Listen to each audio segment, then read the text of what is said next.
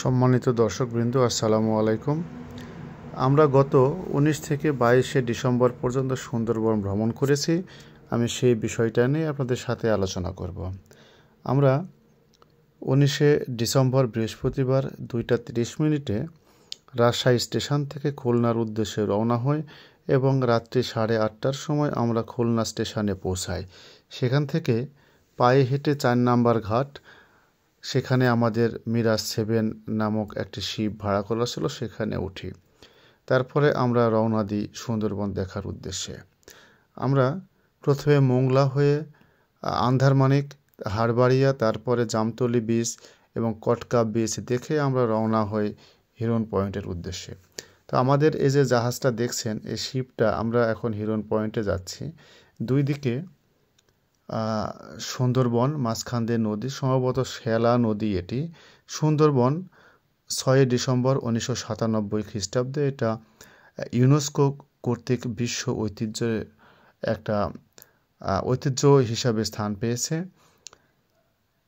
বঙ্গোপসাগরের উপকূলবর্তী অঞ্চলে অবস্থিত একটা প্রশস্ত বনভূমি সুন্দরবন, যেটাকে ইংরেজিতে ম্যানোগ্রোভ বন বা বাংলা বলা হয় লবণাক্ত পানির বন, যা এই সুন্দরবন প্রাকৃতিক বিষয়াবলীর মধ্যে অন্যতম।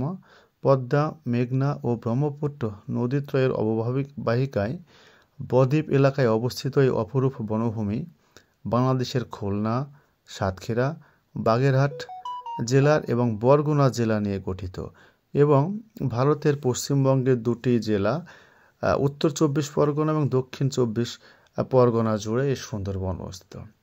সুন্দরবন পৃথিবীর অন্যতম ম্যানোগ্রোভ বন। পৃথিবীতে সম্ভবত 5টি ম্যানোগ্রোভ বন আছে।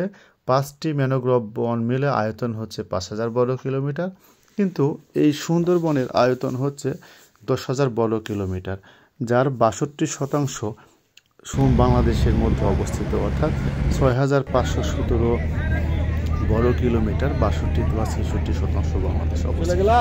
আমরা এই যে দৃশ্যটা দেখা যাচ্ছে সুন্দরবনের, আমরা অজস্র পরিমাণে হরিণ, যেখানে সেখানে গেছি হরিণ দেখতে পেয়েছি, বানর দেখতে পেয়েছি। তো বেশিরভাগ ক্ষেত্রে যখন আমরা জাহাজ দাঁড় করিয়ে আমরা নৌকাতে চড়ে কোনো স্পটে যাই, তখন সেখানে বানর আমাদেরকে স্বাগত জানায়। এই যে দেখা যাচ্ছে, এটা সম্ভবত আন্ধারমানিকের স্পট।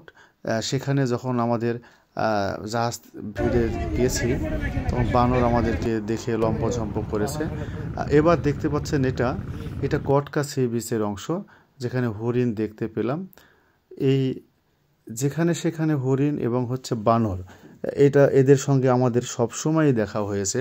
মনে করা হচ্ছে, বা আমি মনে করি যে সুন্দরবনের প্রাণ এরা।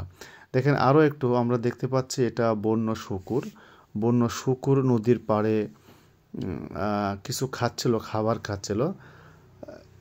তো সুন্দরবন যারা ভ্রমণ পিপাসু সকলের প্রতি অনুরোধ, আপনারা একবার সুন্দরবন যাবেন।